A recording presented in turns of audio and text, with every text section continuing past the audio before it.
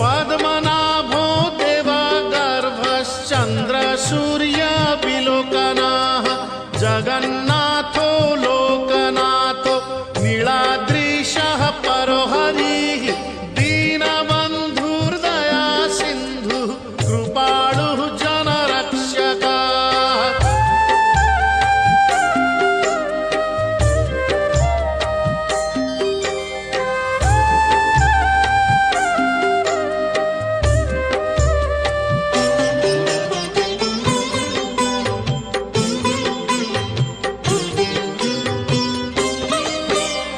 कम्बुपाणिः चक्रपाणिः पद्मनाभो